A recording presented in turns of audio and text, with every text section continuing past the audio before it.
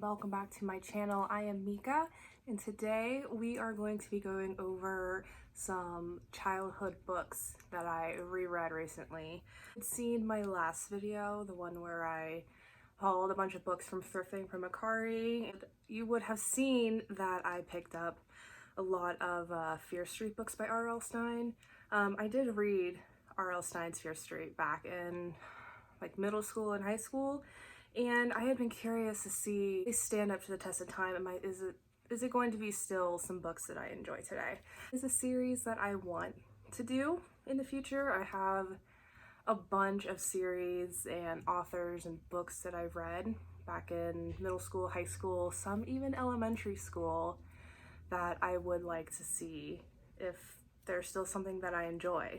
So I did read 4 of R.L. Stine's Fear Street books. This one, I like how I'm already going to start off by making an exception with this video. Of course, the first video of this series, I'm going to make an exception. Because what I would like to do is actually reread the actual books that I read.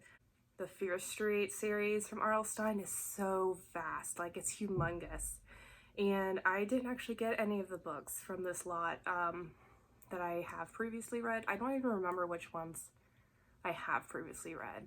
Yeah, I was like looking through like to see out of like the books if I had even recognized any of them, and there were like a few that I may have recognized, like The New Girl, Wrong Number. These are all gonna be first reads, but they are by R.L. Stine, which I have read and in the series. So for the next books that I read in this series are going to actually be books that I've read before.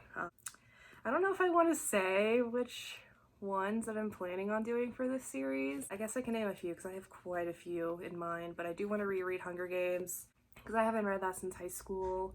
Some Sharon M. Draper books. I read those back in middle school.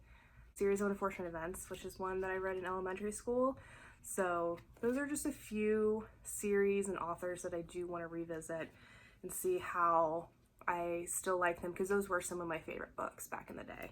So without further ado, I think we should get started with this video. So the first book that I read in this Fear Street series is The Confession, and I did go over this one a little bit in my haul video that I did, but this one follows Julie and her group of friends.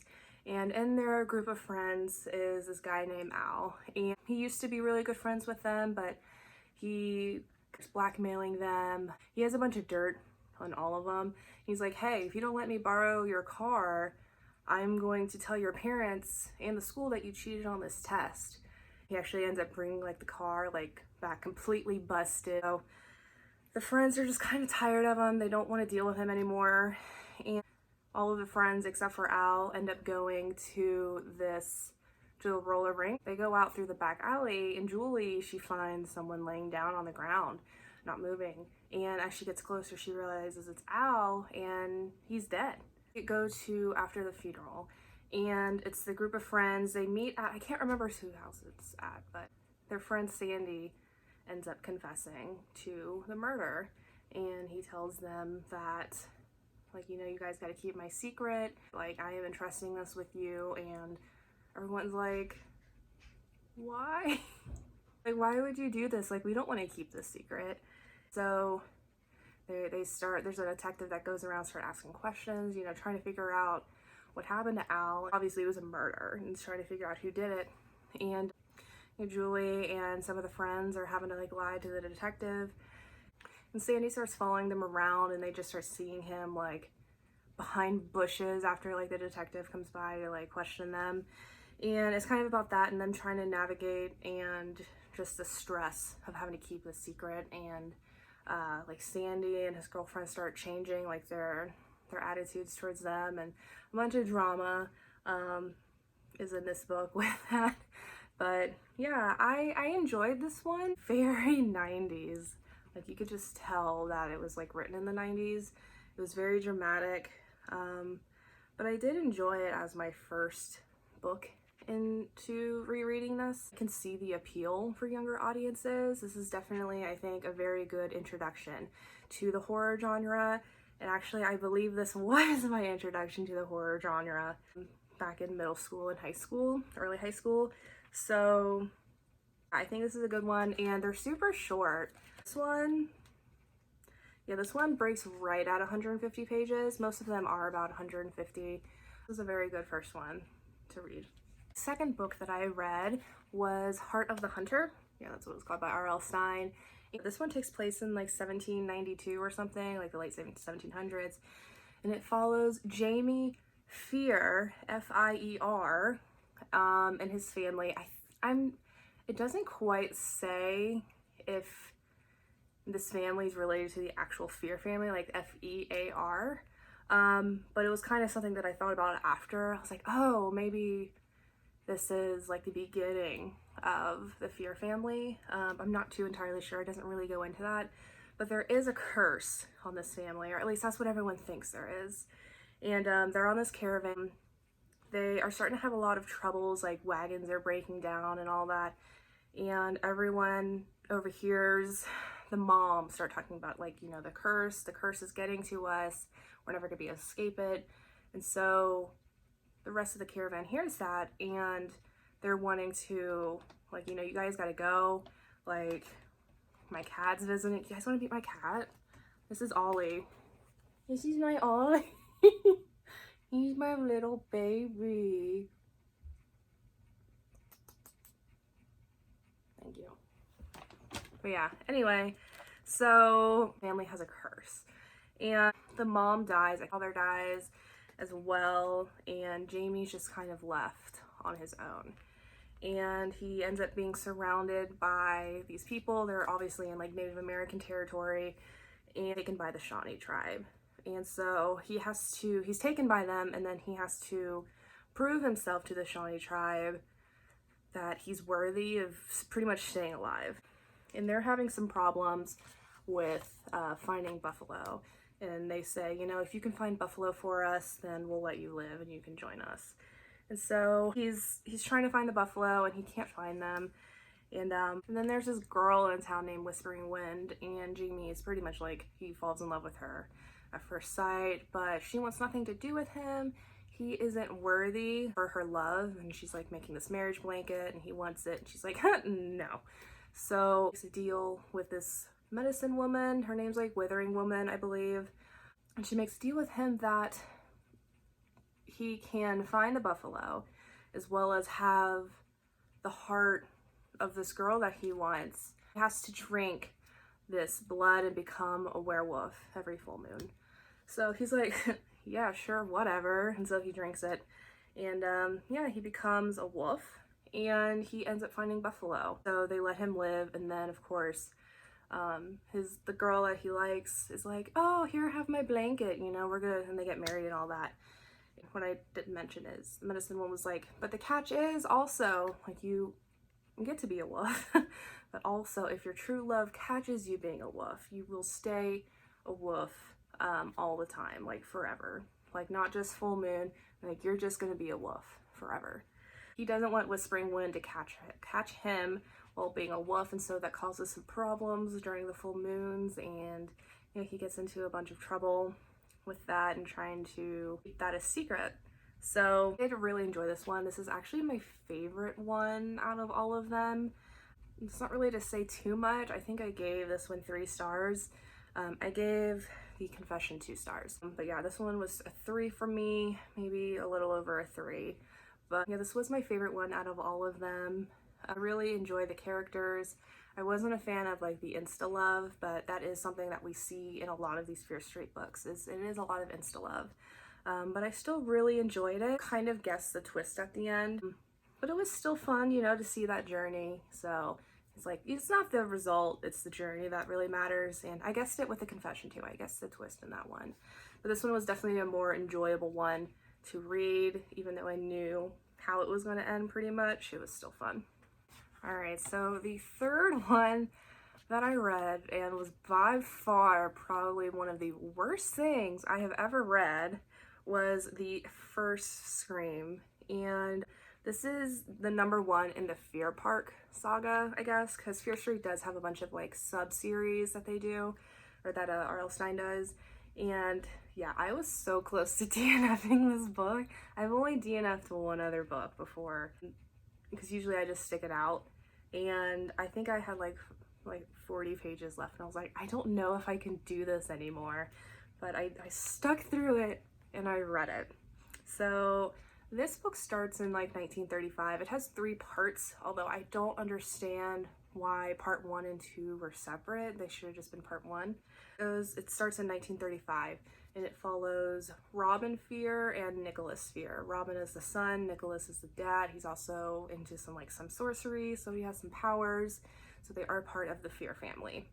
And they own all of this land, and the city council wants to buy some of the land from the Fear family to make it into an amusement park. They think that it's gonna draw a lot of tourists in, but the dad's like, no, like, you're not getting my land. And Mr. Bradley, who is part of the city council, is like, no, you're gonna make a big mistake. We're gonna get it like one way or another.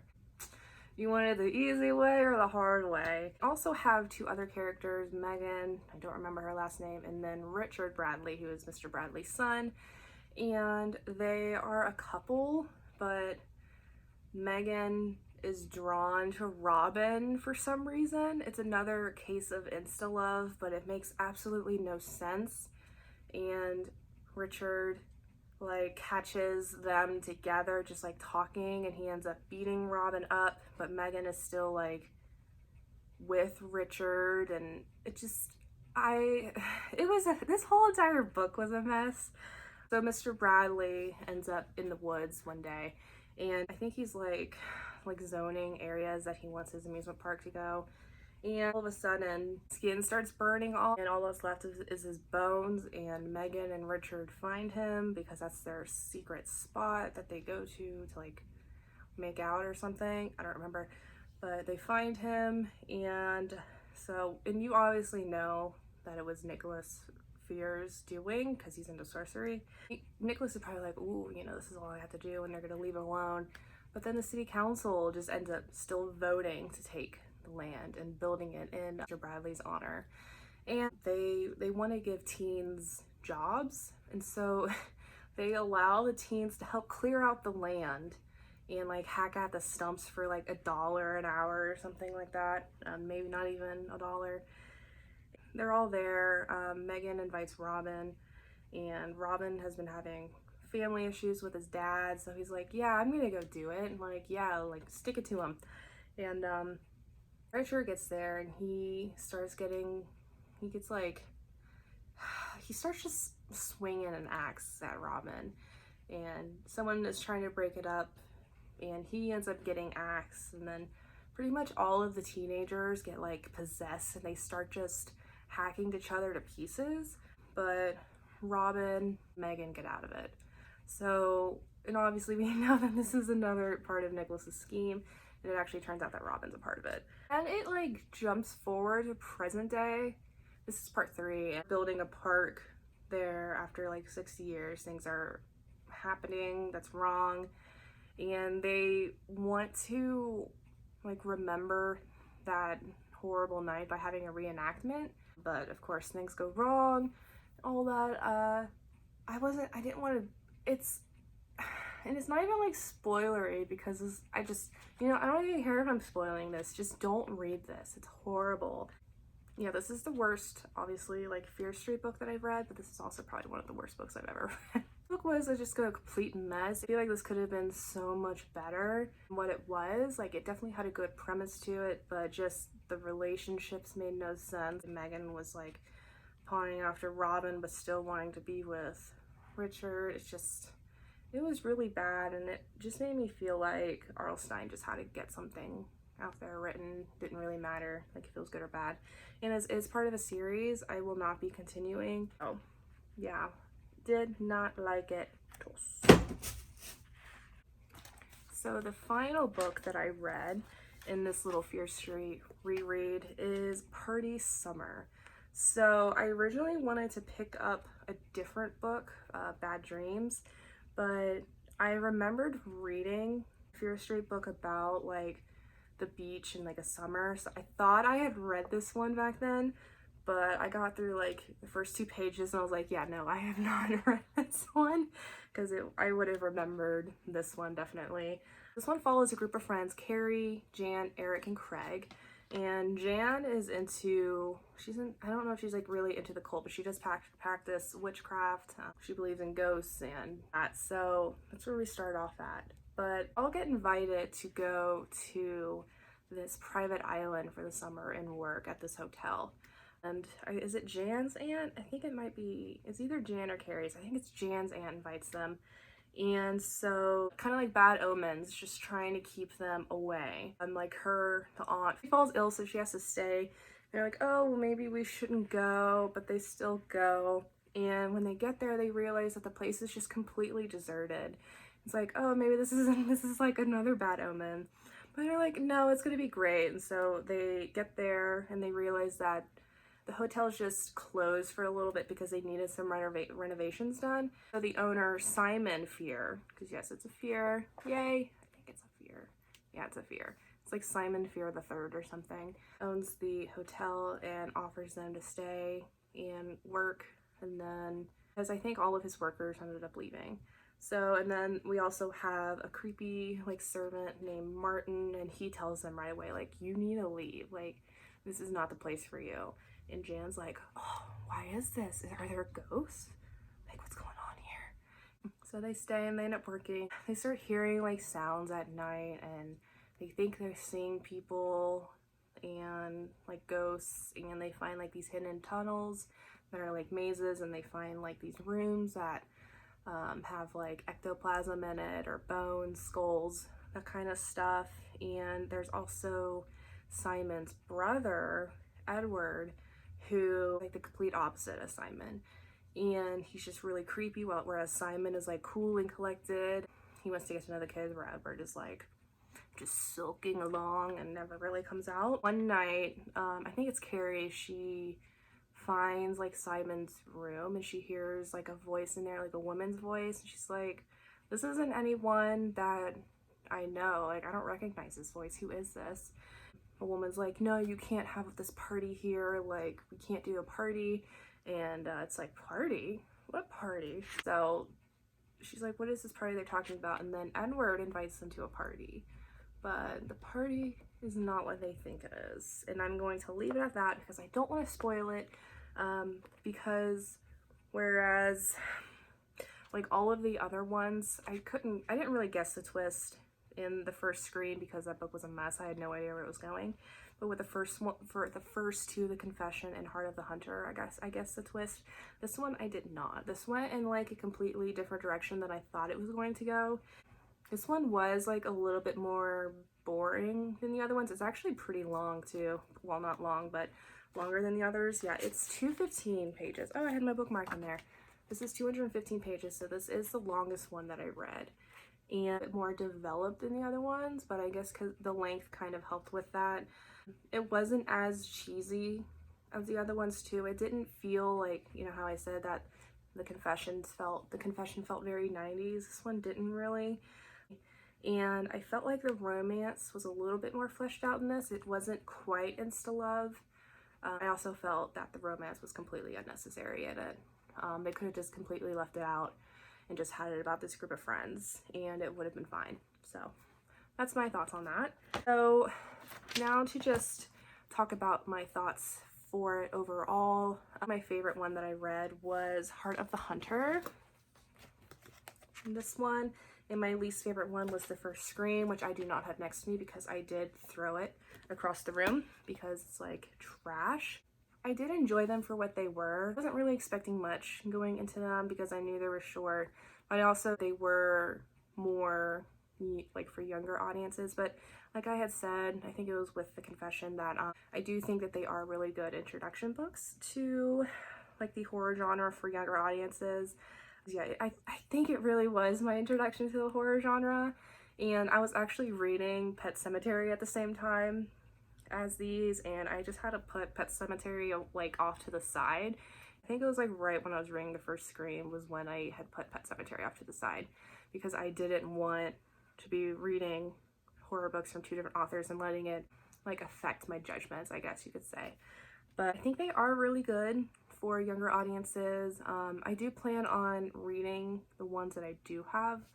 I don't know if I'll be consistently looking for more Fear Street books. It'd be nice to actually get the ones that I did read back in the day. I might do a continuation of this just to see, because there are a few names that I recognize from the other books. So maybe I'll do like a follow-up on this.